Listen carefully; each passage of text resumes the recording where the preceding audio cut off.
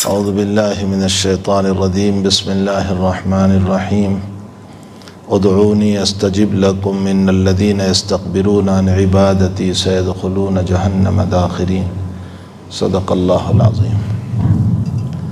بزرگوں، بھائیوں، دوستوں، عزیزوں، یہ مہینہ رحمت کا مہینہ ہے، اور رحمت کا معنی ہوتا ہے اللہ سے طلب کرنا۔ حق تعالیٰ نے جو 3 عشرے بنائے ہیں، پہلا عشرہ رحمت کا ہے، دوسرا عشرہ مغفرت کا ہے، اور تیسرا عشرہ بخشش کا ہے۔ اگر تینوں پر غور کیا جائے تو مطلب یہی نکلتا ہے کہ اللہ دینے پر آیا ہے، اس کی رحمتوں کی نوازش ہو رہی ہے، اس کی مغفرت کی نوازش ہو رہی ہے، بخششوں کی نوازش ہوگی، لیکن شرط یہ ہے کہ بندہ بھی طالب بنے۔ جب تک بندہ طالب نہیں بنتا ہے، اللہ کی طرف سے انعام نہیں ہوتا ہے، یہ مسلمہ مسئلہ ہے۔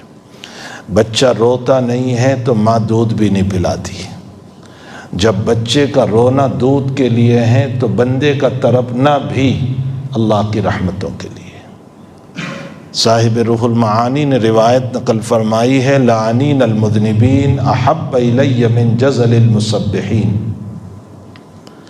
مذنبین کا معنی گنہگار، گنہگاروں کا آہ کرنا اپنے گناہوں پر، لعنین المذنبین رونا، گنہگاروں کا آہ کرنا، رونا، یہ اللہ کو زیادہ پسند ہے تسبیح پڑھنے والوں کے مقابلے میں۔ لعنین المذنبین احب الی من جزل المسبحین، جو لمبی لمبی تسبیح پڑھتے ہیں اس کے مقابلے میں جو اپنے گناہوں پر روتے ہیں وہ اللہ کو زیادہ پسند ہے۔ بخاری شریف بلکہ صحیحین کی متفق علیہ روایت ہے، سبعۃ یظلھم اللہ یوم لا ظل الا ظل عرش الرحمن۔ 7 قسم کے لوگ وہ ہیں جب قیامت میں کوئی سایہ نہیں ہوگا، اور بھیانک ہولناکی اور گرماہٹ ہوگی، اور آفتاب سروں پر ہوگا۔ آج اتنا دور ہے اور گرمیوں کا حال یہ ہے، تو جب بالکل سر پر ہوگا تو کیا حال ہوگا۔ ایسے موقع پر حق تعالی اپنے عرش کے سائے میں جن لوگوں کو رکھنے والا ہے وہ 7 قسم کے لوگ ہیں۔ ان میں ایک وہ آدمی ہے، وہ بادشاہ ہے، وہ امیر ہے کہ جو انصاف کرتا ہے، چاہے اس کا تعلق حکومت سے ہو، چاہے اس کا تعلق مکان سے ہو، اس لیے کہ مکان کا ہر آدمی بھی امیر ہے۔ باپ امیر ہے اپنے گھر کے مقابلے، منہ بھر جائی کا معاملہ نہ کریں۔ منہ بھر جائی ایک کہاوت ہے، چلیے آئی تو میں اس کو بھی عرض کر دوں کہ یہ کہاوت ہے کیا۔ منہ بھر جائی کا مطلب یہ ہوتا ہے کہ کسی زمانے میں نوکرانی اور باندیاں ہوا کرتی تھی۔ ایک مسئلہ اور واضح کر دوں، چونکہ علم سے ہم ناواقف ہیں، اس لیے ہم دنیا والوں کے اشکالوں پر اپنے اسلام کے باب میں مذبذب ہو جاتے ہیں۔ کہتے ہیں اسلام غلام لایا، اسلام باندی لایا۔ حقیقت یہ ہے کہ غلام اور باندی کا رواج تو اسلام سے پہلے ہے، اسلام سے کوئی تعلق نہیں۔ آپ یاد رکھیے کہ جب صدیق اکبر نے بلال کو آزاد کیا تو امیہ کے غلام تھے، اسلام تو تھا بھی نہیں اس وقت۔ آپ دور جاہلیت کی ساری تاریخ پڑھ لیں تو آپ کو غلامی کا دور نظر آتا ہے۔ حضور پاک صلی اللہ علیہ وسلم غلامی کو نہیں لائے ہیں، اسلام غلامی کو نہیں لایا۔ حضرت حاضرہ علیہ السلام رضی اللہ تعالی عنہا وہ بادشاہ کی غلام باندی تھی جو ابراہیم علیہ السلام کو پیش کی تھی خدمت کے اندر، اور پھر حضرت ابراہیم نے ان کو آزاد کیا تھا، اور آزاد کرنے کے بعد ان سے نکاح کیا تھا۔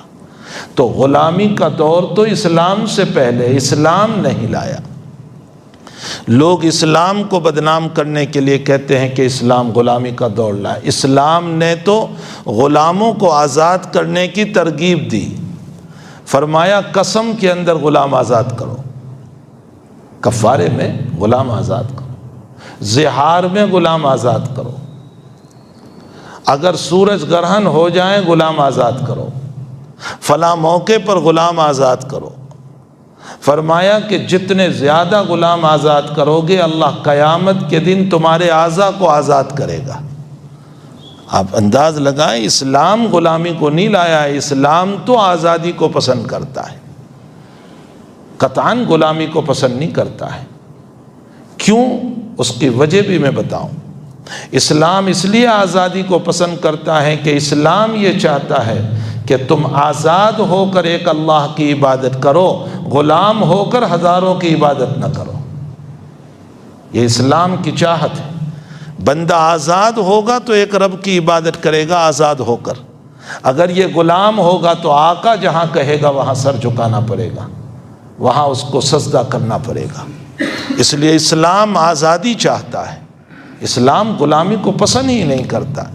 تو بہرحال اس زمانے کے اندر جو بادشاہ کی کنیزیں باندیاں ہوا کرتی تھی، اور ان کے بیٹے ہوا کرتے تھے، ان کی اولادیں ہوا کرتی تھی، تو ہوتا یہ تھا کہ کبھی کبھی شہزادے، بادشاہ کی اولاد جو ہوتی تھی وہ کنیزوں کی اولاد کو مارتے تھے، بہت مارتے تھے۔ اب وہ کنیز ہاتھ جوڑ کر کھڑی ہوتی تھی اور کہتی تھی کہ معاف فرمائے، میرے بچے کو مارا ہے شہزادے نے۔ بادشاہ اپنے بیٹے شہزادے کو تو کچھ کہہ نہیں سکتا تھا، تو باندی ہی کو ڈانٹ پڑتی تھی کہ جب شہزادہ غصے میں تھا تو بیٹا گیا کیوں؟ بیٹے کو جانا نہیں چاہیے تھا، کیوں گیا بیٹا وہاں؟ تب مار دیا اس کو۔ اچھا لے 1 دینار لے جا۔ اب وہ بیچاری غریب 1 دینار کو لے کر خوشی خوشی چلی جاتی تھی، اس کی خوشی کی پار نہیں رہتی تھی۔ 1 دینار کے ذریعے سے اس کا منہ بھر دیا جاتا تھا۔ یہ کہاوت مشہور ہو گئی، منہ بھری، یہیں سے یہ کہاوت چلی، منہ بھر جائی۔ یہ طریق لوگوں میں بھی آیا۔ اسی لیے غیر اسلام کے اندر بیٹیوں کو میراث نہیں دی جاتی، صرف بیٹے کو میراث، بیٹیوں کو نہیں۔ اور بیٹوں میں بھی اگر بڑا بیٹا قابض ہو جائے تو چھوٹوں کو بولنے کا رائٹ نہیں۔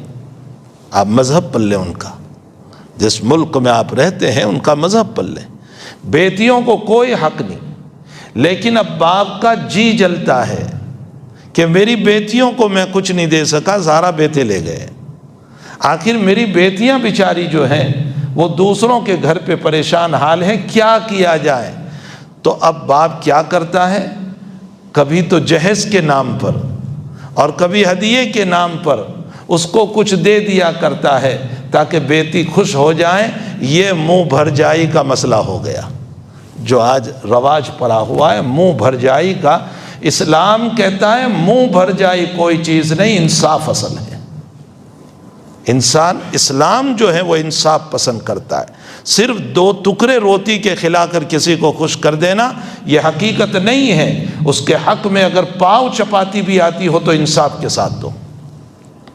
تو اسلام انصاف پسند کرتا ہے، انصاف، وہ کسی کو خوش کرنے کو پسند نہیں کرتا۔ تو بہرحال میں یہ کہہ رہا تھا کہ حقیقت یہ ہے کہ دنیا کے اندر اس طرح کے مسائل اور اس طرح کی باتیں چلتی رہتی ہے۔ حق تعالیٰ جل شانہ و من والہ نے اس مہینے کو مانگنے والا مہینہ بنایا کہ اس میں رحمت بھی ہے، اس میں استغفار بھی ہے، اس میں مغفرت بھی ہے۔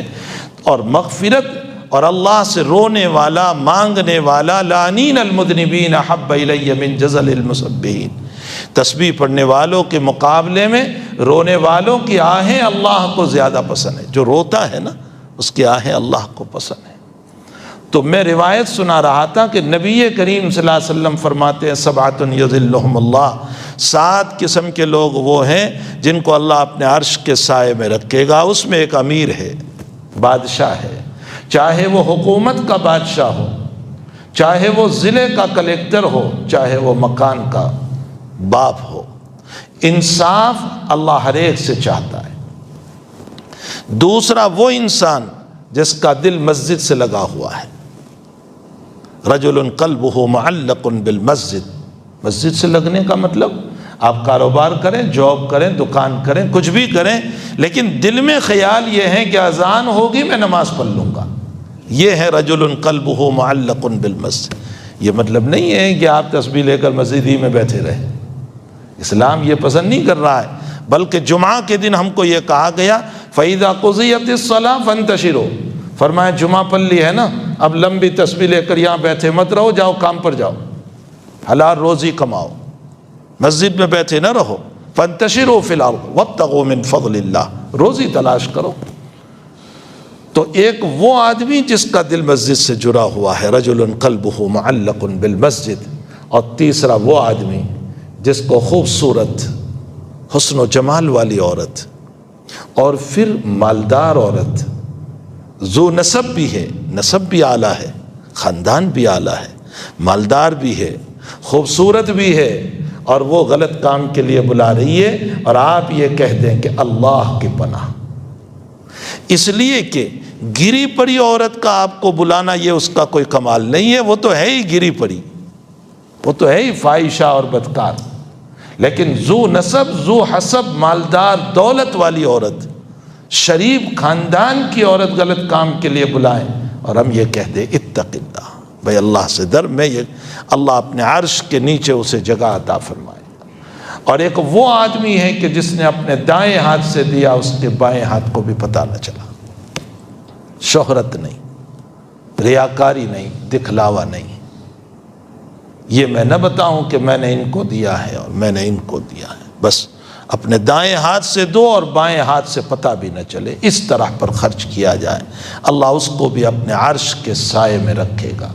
اسی میں ایک انسان وہ بھی ہے جو ففاضت عیناہ خالیا، تنہائی میں بیٹھا اور اپنے گناہوں کو یاد کر کے رونے لگا، اس کی آنکھیں بہہ پڑی کہ اللہ تیرا انعام کتنا اور میری گناہ کتنے، اس زمین کو میں نے گندا کر دیا۔ اسی لیے کسی بزرگ کا شعر ہے بڑا عجیب کہ ہم جب سجدے میں جاتے ہیں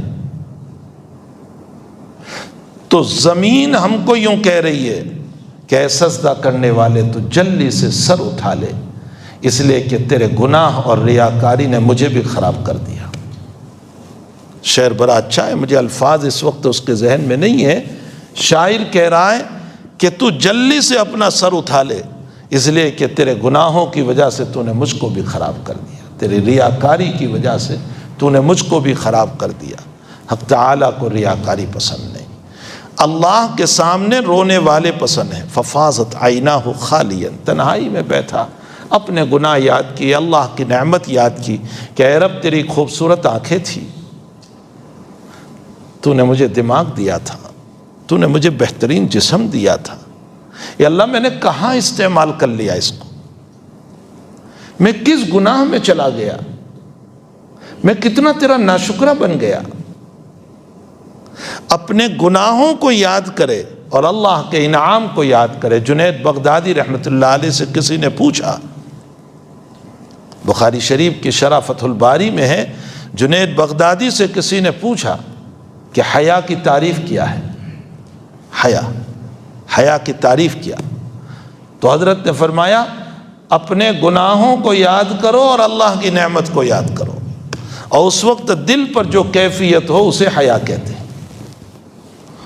اللہ کی نعمتوں کو یاد کرو اور اپنے گناہوں کو یاد کرو، اس وقت دل پر جو کیفیت ہوتی ہے، دل پر جو بے چینی ہوتی ہے، جو پریشانی ہوتی ہے، یہی جنید بغدادی سے کسی نے پوچھا کہ حق تعالی جل شانہ کی ضرورت کے متعلق آپ کیا کہتے ہیں، تو سید الطائفہ جنید بغدادی رحمۃ اللہ علیہ نے فرمایا مجھے اللہ کی ضرورت اللہ کو میری ضرورت نہیں ہے، اللہ کو میری ضرورت نہیں ہے، مجھے اللہ کی ضرورت ہے، اس لیے کہ تسکین قلب کے لیے جب کوئی سہارا نہیں ملتا تو اسی کا سہارا ملتا ہے، دل کے سکون کے لیے جب کوئی سہارا نہیں ملتا۔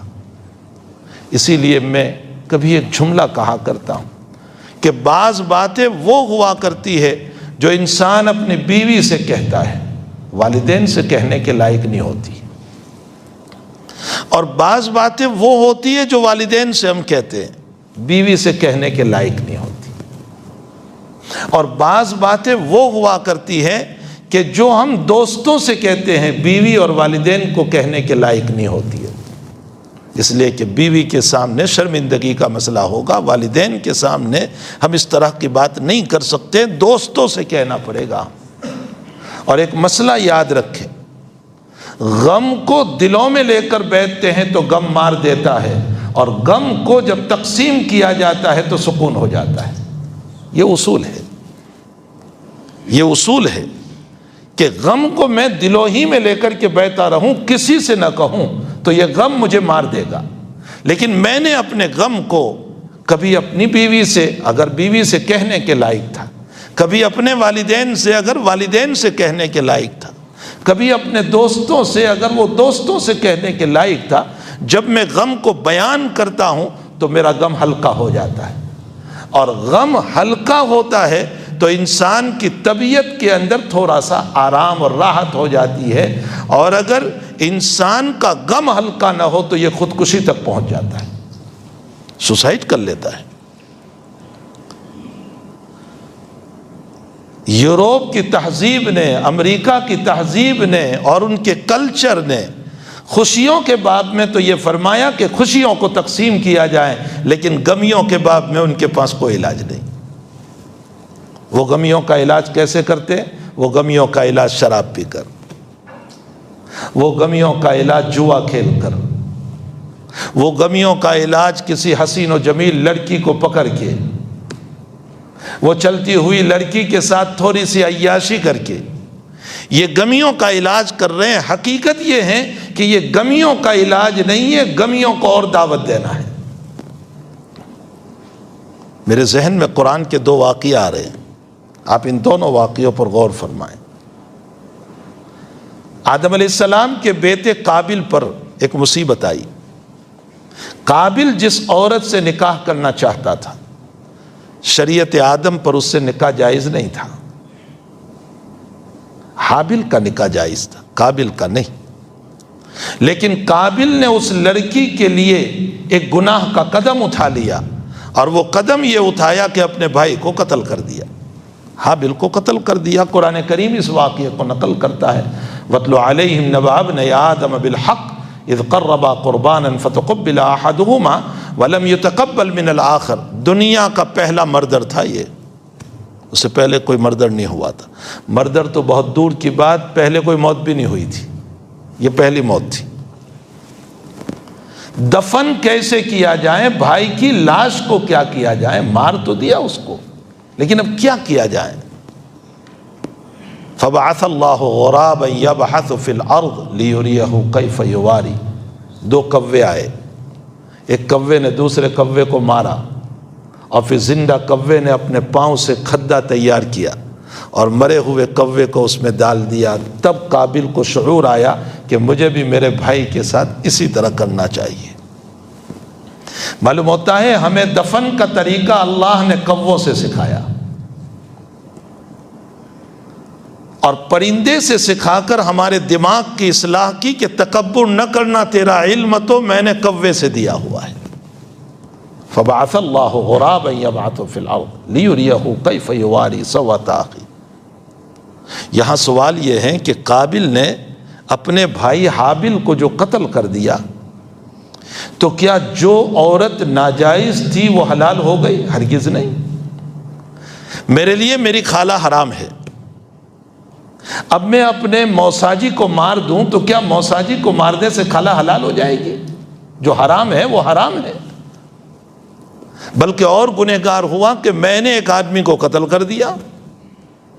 تو قابل کے لیے لڑکی حلال نہ ہوئی، لیکن اس کے لیے اس نے گناہ کا کام کیا، تو ایک چیز کو حلال کرنے کے لیے اس نے گناہ کا ارتکاب کیا، مسئلہ تو حل نہ ہوا، اور گنہگار بنا اور مجرم بنا اور زیادہ پھنس گیا۔ حضور پاک صلی اللہ علیہ وسلم فرماتے بخاری شریف کی روایت میں، قیامت تک جتنے قتل ہوتے رہیں گے، ایک ایک قتل کا گناہ قابل کے حصے میں لکھا جائے گا، اس لیے کہ وہ بانی ہے، اس گناہ کا بانی ہے، بنیاد ڈالی اس نے۔ اس لیے میرے بھائی علماء نے لکھا ہے کہ کسی گناہ کے بانی ہم نہ بنیں، ورنہ ہمارے بعد جتنے لوگ اس پر چلیں گے ان سب کا گناہ ہمارے اوپر ہوگا۔ تو قیامت تک جتنے قتل ہوتے رہیں گے ایک ایک گناہ قابل کے حصے میں لکھا جائے گا. قابل کا مسئلہ قتل کرنے کی وجہ سے حلال نہ ہوا بلکہ قیامت تک کا مجرم ہو گیا. اس کے مقابلے میں قرآن اور ایک واقعہ نقل کرتا ہے. قرآن کہہ رہا ہے کہ یوسف علیہ السلام پر مصیبت آئی، جیسے قابل پر اسی طرح یوسف پر بھی آئی. جس مکان میں پلے بڑے، کھلایا پلایا، جہاں پروان چرے، جہاں آپ نے تربیت پائی، وہی عورت آپ کو بلا رہی ہے. اور پھر وہ عورت وہ ہیں جو حسب والی بھی ہے، نسب والی بھی ہے، مالدار بھی ہے، بادشاہ کی بیوی بھی ہے، اور وہ بلا رہی ہے اور دیکھنے والا بھی کوئی نہیں. تاریخی روایتوں میں مفسرین نے نقل کیا ہے کہ جس وقت زلیخا بلا رہی تھی اس وقت اس کا بت تھا وہاں جس کی وہ پرستش کرتے تھے، وہ بت تھا پتھر کا. اس نے اس پر چادر ڈال دی. یوسف علیہ السلام نے پوچھا کہ اس پر چادر کیوں ڈالی تو نے؟ کہا میں نہیں چاہتی ہوں کہ میرا رب دیکھے، اس لیے میں نے اس پر چادر ڈال دی. مفسرین نے لکھا ہے کہ حضرت یوسف علیہ السلام نے فرمایا کہ تیرا رب یہ اندھا اور بہرا ہو سکتا ہے، میرا رب نہ اندھا ہے نہ بہرا ہے، 24 گھنٹے دیکھ رہا ہے. اگر تو اپنے رب کے سامنے گناہ نہیں کر سکتی تو میں میرے رب کے سامنے کیسے گناہ کروں؟ وہ تو ہر وقت دیکھ رہا ہے. معاذ اللہ انہ ربی احسن مثوائی انہ لا یفلح الظالمون. یہ ہو نہیں سکتا ہے کہ میں اپنے رب کے سامنے گناہ کروں، وہ تو ہر وقت دیکھ رہا ہے. اس لیے دنیا کے یہ جتنے معبود ہیں نا، یہ سب کے سب بہرے بھی ہیں، گونگے بھی ہیں، پردہ بھی ڈال دو اندھے بھی ہو جاتے ہیں، سب کچھ مسئلہ ہو سکتا ہے. لیکن ہمارا رب جو ہے وہ نہ اندھا ہے نہ بہرا ہے نہ گونگا ہے اور نہ کبھی ہو سکتا ہے. اس کے سامنے رات بھی دن ہے اور دن بھی دن ہے. وہ رب ہے ہی ہمارا ایسا. تو یوسف علیہ السلام نے فرمایا کہ یہ کیسے ہو سکتا ہے کہ میں گناہ کر لوں؟ انہ ربی احسن مثوائی. مفسرین نے لکھا ہے کہ جب یوسف علیہ السلام نے بچنے کی تدبیر سوچی تو حق تعالی جل شانہ نے دروازے کھول دیے. جو سارے دروازے بند تھے، تالے لگے پڑے تھے، دروازے سارے کھول دیے اور یوسف علیہ السلام باہر نکل گئے. اب یہ واقعہ دیکھیں کہ جہاں یوسف علیہ السلام پر مصیبت آئی تو حضرت یوسف نے یہ نہیں سوچا کہ لاؤ چلو میں اس کا جی خوش کر دوں، یہ میری آقانی ہے، اس نے مجھے کھلایا ہے، اس نے مجھے پڑھایا ہے، اس نے مجھے تعلیم دی ہے، میں اس کے مکان میں بڑا ہوا ہوں، رات دن اسی کے ساتھ رہا ہوں، چلو اس کی خواہشات پوری کر دوں، توبہ کر لوں گا بعد میں. یہ نہیں سوچا، بلکہ یہ سوچا کہ میرا رب ہر وقت دیکھ رہا ہے. اور ایک بت پر چادر پڑی، اس سے خود تعلیم دی اس کو. تو مصیبت آئی، مصیبت کے موقع پر رجوع اللہ کیا. حق تعالیٰ نے یوسف کی عزت کو بچا لیا. اور ادھر قابل پر مصیبت آئی، اس نے رجوع اللہ نہیں کیا، گناہوں کی طرف چلا. نتیجہ یہ ہوا کہ قیامت تک کا مجرم بنا. قرآن ان دونوں واقعے کا کمپیئر کرتے ہوئے، بیان کرتے ہوئے، تقابل میں لا کر کے یہ بتا رہا ہے کہ خوب سمجھ لیجئے مصیبتیں دنیا میں آئے گی، اگر ان مصیبتوں میں تم رجوع اللہ کرو گے اللہ راستے نکال دے گا، اور گناہوں کا ارتکاب کرو گے تو پھنستے چلے جاؤ گے. ان دونوں واقعوں سے اللہ تعالیٰ نے ہم کو سمجھایا کہ اگر گناہوں کا ارتکاب کریں گے تو ہم پھنستے چلے جائیں گے، اور اگر رجوع اللہ کریں گے تو انشاءاللہ تعالی ہماری زندگی سنورتی اور بنتی چلی جائے گی. تو بہرحال حقیقت یہ ہے کہ انسان کو اپنے غموں کو کبھی بیان کرنا پڑتا ہے، کبھی عورت کے سامنے، کبھی والدین کے سامنے، کبھی دوستوں کے سامنے. لیکن میرے بھائیوں، کبھی کبھی غم وہ آتے ہیں کہ جو نہ بیوی کو کہہ سکتے ہیں، نہ اولاد کو کہہ سکتے ہیں، نہ ماں باپ کو کہہ سکتے ہیں، نہ دوستوں کو کہہ سکتے ہیں، کسی کو نہیں کہہ سکتے. تو شیئر کرنے کی تو ضرورت پڑے گی، اس لیے کہ دلوں میں لے کر کے بیٹھے رہو گے تب تو مر جائیں گے ہم. اس کو نکالنا تو پڑے گا. کہاں نکالے؟ اللہ نے فرمایا جب تیری کوئی سننے والا نہ ہو مجھے سنا دینا. امن یجیب المضطر اذا دعا فیکشف السوء. اے بے چین انسان، تیرے غموں کو میرے سامنے بیان کر دینا، میں مصیبت کو کھول دوں گا. اس نے خود قرآن میں بیان کیا، امن یجیب المضطر اذا دعا فیکشف السوء. بے چین انسان، بے قرار انسان جب اپنا غم کسی کو نہیں کہہ سکتا ہے، اپنے مصائب کسی کو نہیں کہہ سکتا ہے، اپنی پریشانیاں کسی کو نہیں کہہ سکتا ہے، تو اللہ کہتا ہے میں تو ہوں تیرا رب، میں تو ہوں تیرا مولا، میں وہ رب ہوں جو کسی کو کہوں گا بھی نہیں، میں وہ مولا ہوں جو تجھے ذلیل بھی نہیں کروں گا، میں تجھے رسوا بھی نہیں کروں گا، میں کبھی کسی کے سامنے لاؤں گا بھی نہیں کہ تو نے مجھ کو کیا کہا، تو جس انداز سے مجھ کو کہے گا میں سنوں گا، اور پھر اسی وقت حل کا مسئلہ ہوگا حل کر دوں گا، اور اگر حل کا مسئلہ نہیں ہوگا میں اس کا کوئی اور راستہ نکال دوں گا۔ اگر وہ مسئلہ حل نہ ہوا، سیدنا عبد القادر جیلانی رحمۃ اللہ علیہ نے لکھا ہے کہ بندہ جب دعا کرتا ہے اور وہ چیز اس کے لائق ہوتی ہے تو اللہ تعالیٰ اس کو دے دیتا ہے، جو ہم نے مانگا اللہ سے وہ اللہ تعالیٰ دے دیتا ہے۔ حدیث شریف میں بھی ہے کہ اگر لائق ہیں تو اللہ دے دیتا ہے، اور اگر لائق نہیں ہے تو پھر اللہ اس کی جگہ پر کوئی مصیبت دور کر دیتا ہے، یا پھر اللہ تعالیٰ اس دعا کا اسٹاک کر لیتا ہے، قیامت میں اس کے بدلے میں ثواب عطا کرے گا۔ بلکہ روایتوں میں ہے کہ جب قیامت میں جو دعا جمع ہوئی ہے دنیا میں پوری نہ ہوئی اور اس کا اجر و ثواب دیکھے گا تو بندہ یہ کہے گا کاش فانی دنیا میں کچھ بھی نہ ملتا، ساری دعا جمع ہو جاتی تو اچھا ہو جاتا، تاکہ آج اور جنت کا بلند مقام مل جاتا۔ اس پر سیدنا عبد القادر جیلانی رحمۃ اللہ علیہ، بڑے پیر رحمۃ اللہ علیہ نے عجیب و غریب بات لکھی، فرمایا کہ حق تعالیٰ سے جب ہم کوئی چیز مانگتے ہیں اور وہ وہی چیز عطا کرتا ہے تو ایک گنا محبت کے ساتھ عطا کرتا ہے، ایک گنا چیز بھی دی اور ایک گنا محبت بھی دیتا ہے۔ اور فرمایا چیز مانگی اور وہ نہیں ملی تو رب کریم 2 گنا محبت کے ساتھ دیتا ہے، اس لیے کہ جب وہ دعا قبول بظاہر نہیں ہوئی اور وہ نہیں ملا تو دل میں تکلیف ہوتی ہے، اللہ اسی تکلیف پر اپنی محبتوں سے نواز دیتا ہے۔ معلوم ہوتا ہے کہ نہ ملنے پر ڈبل اللہ تعالیٰ اپنی نعمت سے نوازتا ہے، اپنی محبت سے نوازتا ہے۔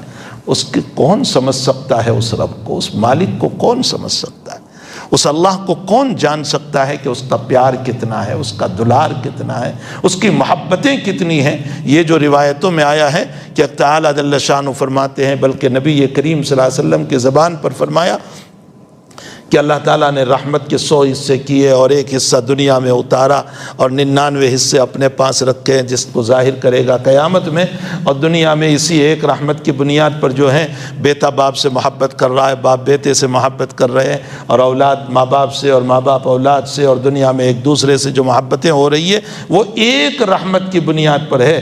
تو جب وہ 99 کو ظاہر کرے گا تو کیا حال ہوگا؟ وہاں محدثین یہ لکھتے ہیں کہ یہ جو ہیں کہ 100 رحمتیں اور ایک دنیا میں اور 99 قیامت میں، یہ بھی سمجھانے کے لیے ہے، ورنہ حقیقت یہ ہے کہ اللہ کی ذات لامحدود ہے تو اس کی رحمت بھی لامحدود ہے۔ یہ 100 میں محدود ہو ہی نہیں سکتی، کیسے 100 میں محدود ہو گئی؟ یہ تو صرف سمجھانے کے لیے بندوں کو کہا ہے کہ ایک رحمت پر تم اتنی محبتیں دیکھ رہے ہو تو پھر 99 کا دروازہ جب وہ کھول دے گا تو بندے کا کیا حال ہوگا۔ تو حقیقت یہ ہے کہ ہمارے غموں کو وہ سننے والا ہے، رات کے اندھیریوں میں بھی سنتا ہے۔ بھائی دنیا کا حال تو یہ ہے کہ میں ایک ایگزامپل دیا کرتا ہوں کہ بہت سی مرتبہ ہم اپنے غم اپنے دوستوں کو سنانا چاہتے ہیں، رات میں تکلیف ہو رہی ہے، کوئی غم ہوا، کوئی پریشانی آئی، کسی کا فون غم کا آ گیا، اب ہم کسی دوست کو سنانا چاہتے ہیں لیکن دوست فون بند کر کے سو گیا ہے نا۔ بہت سارے دوست رات میں فون بند کر دیتے ہیں، صبح کو پوچھو آپ کیوں؟ ارے یہ کہاں یار ٹینشن لیں گے سب کا۔ راتوں میں لوگ اپنا فون بند کر دیتے ہیں، جگری دوست ہمارے فون بند کر دیتے ہیں۔ وہاں رب کریم کہتے ہیں کہ 24 گھنٹے میرا دروازہ کھلا ہوا ہے، تو رات کی جس گھڑی میں مجھے پکارے گا میں تجھے لبیک کہوں گا کہ میرے بندے میں تیری خدمت کے لیے حاضر ہوں، تو مانگ مجھ سے کیا مانگنا چاہتا ہے۔ تو حقیقت یہ ہے کہ رب کریم سے جب ہم اپنے دکھڑے سناتے ہیں، اپنے درد سناتے ہیں، اپنے غم سناتے ہیں تو دلوں کو سکون ہو جاتا ہے، دلوں کو اطمینان ہو جاتا ہے۔ اسی لیے رب کریم کی ہمیں ضرورت ہے۔ میں نے بیچ میں کہا تھا کہ سیدنا عبد القادر جنید بغدادی رحمۃ اللہ علیہ سے جب پوچھا گیا کہ رب کی ضرورت، فرمایا اس کو میری ضرورت نہیں، مجھے اس کی ضرورت ہے، اس لیے کہ بے چینی میں کس کو سناؤں گا۔ حضرت جعفر صادق رحمۃ اللہ علیہ جو حضرت حسین رضی اللہ تعالیٰ عنہ کے پوتے ہیں، اس لیے کہ بیٹے ہیں زین العابدین کے، اور زین العابدین بیٹے ہیں حضرت حسین رضی اللہ تعالیٰ عنہ کے، اور حضرت علی کے پرپوتے ہیں۔ ایک دہریہ قسم کا انسان آیا، ناستک قسم کا، اور کہنے لگا کہ جعفر صادق، میں نے سنا ہے کہ تم نبی کے نواسے ہوتے ہو اور اسی سلسلے میں ہو، یہ رب کا مسئلہ میری سمجھ میں نہیں آتا، اللہ ہے یہ میری سمجھ میں نہیں آتا، بس یہ دنیا چل رہی ہے۔ تو حضرت جعفر صادق رحمۃ اللہ علیہ نے اس کو باتوں میں الجھا دیا، ایک دم سے جواب نہیں دیا، اس کو باتوں میں الجھا دیا۔ کہا اچھا تم کیا کام کرتے ہو؟ کہا میں ملا ہوں، کشتیاں چلاتا ہوں۔ کہا اچھا تو بڑی کشتیاں چلاتے ہوں گے یا چھوٹی کشتیاں؟ کہا نہیں، بڑی بڑی کشتیاں میں چلاتا ہوں، میں کوفہ سے بصرہ، بصرہ سے کوفہ، اور اس طرح پر دوسری جگہوں پر امپورٹ ایکسپورٹ کا مسئلہ ہے میرا، میں سامان لے جاتا ہوں۔ اچھا بہت اچھا ہے، تو بڑی بڑی کشتیاں ہوتی ہے؟ کہا ہاں، اس پر بڑا سامان ہم لے جاتے ہیں، ساتھ میں اور بھی لوگ ہوں گے؟ کہا بہت سارے کام کرنے والے ہوا کرتے ہیں، بلکہ اور کپتان بھی ہوا کرتے ہیں اور ملا بھی ہوا کرتے ہیں۔ کہا اچھا راتوں میں بھی کشتیاں چلتی ہے، دن میں بھی؟ فرمایا ہمیں تو 24 گھنٹے چلنا پڑتا ہے، اس لیے کہ دور دور جانا پڑتا ہے، تو 24 گھنٹے ہمارا سفر ہوتا ہے۔ اچھا سمندر میں تو طوفان بھی آتے ہیں ہم نے سنا ہے؟ حضرت جعفر صادق رحمۃ اللہ علیہ فرماتے تو سمندر میں تو طوفان بھی آتا ہے، ہم نے سنا ہے۔ کہاں بڑے سخت طوفان آتے ہیں؟ کہا اچھا تو ان طوفانوں کے اندر تمہاری کشتیوں کا کیا حال ہوتا ہے؟ فرمایا کبھی ہمارا جی جو ہے پریشان ہو جاتا ہے، پانی اوپر سے چلتا ہے اور ہماری کشتیاں ہلنے لگتی ہے، خطرات ہوتے ہیں کہ کبھی ڈوب نہ جائیں۔ اچھا ڈوبتے بھی ہیں لوگ؟ کہا بالکل ڈوب بھی جاتے ہیں، کبھی پوری کشتی ڈوب جاتی ہے۔ میرا ایک مرتبہ باربیدوس جانا ہوا، تو وہ لوگ مجھے لے گئے سب مرین میں گھمانے کے لیے، تو وہ قریباً 300 میٹر یا کلومیٹر واللہ عالم وہ نیچے جاتی ہے، اور پھر نیچے سب گھماتے ہیں۔ تو گھومتے گھماتے ایک جگہ پر وہ لے گئے جہاں ایک بہت بڑا اسٹیمر پڑا ہوا تھا نیچے، وہ بتایا کہ یہ فرانس کا اسٹیمر تھا اور یہاں ڈوب گیا تھا، وہ وہیں پڑا ہوا ہے، تو وہ بھی اندر دکھانے کے لیے۔ اب جب اندر لے جاتے ہیں تو اوپر سے بند کر دیتے ہیں، بس وہ اے سی کی ہوا چلتی رہتی ہے، باقی ایک قبر کی طرح ہو جاتا ہے، اور اس میں کافی 100-150 آدمی بیٹھتے ہیں۔ پھر جب باہر نکلتے ہیں تو وہ ایک سرٹیفکیٹ بھی دیتے ہیں، یعنی تم صحیح سلامت آ گئے، اس کا سرٹیفکیٹ تمہیں۔ تو جب باہر نکلے تو وہ مجھے پوچھنے لگے کہ تم نے کیسا پایا؟ تو میں نے کہا سب مرین کا ترجمہ سب مریں گے، ایک دن اگر یہ اندر فیل ہو گئی تو سب مریں گے، یہ سب مرین کا ترجمہ ہے۔ خیر وہ انگلش میں انہوں نے پوچھا تھا، میں نے اپنی زبان میں جواب دیا، تو وہ ٹرانسلیشن کرنے والوں نے سمجھایا، تو وہ لوگ بھی ہنسنے لگے کہ سب مریں گے۔ تو خیر جعفر صادق رحمۃ اللہ علیہ نے پوچھا کہ اچھا کشتیاں ڈوبتی بھی ہیں؟ کہاں ڈوب بھی جاتی ہے، لوگ مر بھی جاتے ہیں۔ کہا اچھا تو کبھی تمہارے ساتھ یہ مسائل ہوئے ہیں؟ کہا بہت مرتبہ ہوئے۔ تو کہا کسی دل کے کونے میں اس وقت ذرا سا بھی یہ احساس ہوتا ہے کہ کاش اس جگہ پر کوئی ہو جو ہمیں بچا لے؟ فرمایا بہت مرتبہ ہوتا ہے۔ کہا یہی وہ اللہ ہے جو تیرے دل پر اثر ڈالتا ہے۔ لکھا ہے حضرت کے واقعے میں کہ وہ تائب ہو کر کے حضرت کے ہاتھ پر ایمان لے آیا، توبہ کر لی۔ ہمیں ضرورت ہے اس رب کی کہ جب اضطرار اور بے چینی اور پریشانیاں اور حالات اور مصائب میں میرے اور آپ کے دکھڑے سننے والا کوئی نہیں ہوتا تو وہ رب ہوتا ہے۔ ہم اسی کو تنہائیوں میں سناتے ہیں۔ سب کے فون بند ہو سکتے ہیں، دروازے بند ہو سکتے ہیں، اس کا نہ فون بند ہوتا ہے نہ دروازہ بند ہوتا ہے، 24 گھنٹے اس کا دروازہ کھلا ہوا ہے۔ اس نے اس مبارک مہینے کو اسی لیے رکھا ہے تاکہ ہم اس سے خوب مانگے اس رب سے، اور جی بھر کے مانگے، اور اپنے دکھڑے سنائیں اس کو، وہ سننے کے لیے تیار ہے۔ امن یجیب المضطر اذا دعا، صرف اتنا نہیں کہا کہ میں بے چین جب مجھے پکارتا ہے، آگے فرمایا وَيَكْشِفُ السُّوءَ، میں اس کی تکلیفوں کو کھول بھی دیتا ہوں۔ وَيَكْشِفُ السُّوءَ، ومن اصدق من اللہ حدیثا، اللہ کی بات جھوٹی نہیں ہو سکتی، وہ کھولتا ہے لیکن اس کے لیے وقت ہوتا ہے۔ ہم تو یہ سوچتے ہیں کہ عشاء کے بعد دعا کریں اور فجر تک میں مسئلے حل ہو جائیں، ایسا نہیں ہوتا ہے، ایسا نہیں ہوتا ہے۔ اللہ کا ایک نظام ہے۔ مکی زندگی میں نبی کریم صلی اللہ علیہ وسلم نماز پڑھ رہے، آپ کے اوپر اونٹ کی ہوجری ڈالی گئی اور خوب ہنسے اور خوب جو ہے مذاق کی آپ کی، اور آپ فاطمۃ الزہرا بیٹی آئی اور ہتایا۔ راوی حدیث ابن مسعود فرماتے ہیں میں وہیں تھا لیکن میری غریبی اور کمزوری تھی کہ میں کچھ نہیں کر سکتا تھا۔ بیٹی فاطمہ بہرحال بنت رسول تھی، وہ جیسے نبی کی بہادری بیٹی کی بھی بہادری، وہ آئی ہتایا اور خوب دانتا ابو جہل، ابو لہب، عتبہ اور شیبہ کو کہ تمہیں حیا اور شرم نہیں آتی، تم میرے باپ کے ساتھ یہ معاملہ کر رہے ہو۔ حضرت سجدے سے اٹھے اور آپ نے بد دعا فرمائی۔ جی حضرت سے بد دعا بھی ثابت ہے، یاد رکھیے، حضرت نے بد دعائیں بھی کی اور بد دعا میں فرمایا اللہم علیک بقریش، اللہ قریش کو پکڑ لے، اللہم علیک بعتبہ، ربیعہ، شیبہ، نام لیے سب کی، اور آپ نے بد دعا فرمائی۔ یہ مکی زندگی کی بد دعا ہو رہی ہے، اور جناب نبی کریم صلی اللہ علیہ وسلم اس کے بعد مدینہ شریف تشریف لے آئے اور سن ہجری 2 میں بدر ہوا۔ وہی راوی حدیث ابن مسعود فرماتے ہیں کہ اس موقع پر نبی نے جتنوں کے نام لیے تھے وہ سب بدر میں مارے گئے اور بدر میں پچھاڑے گئے۔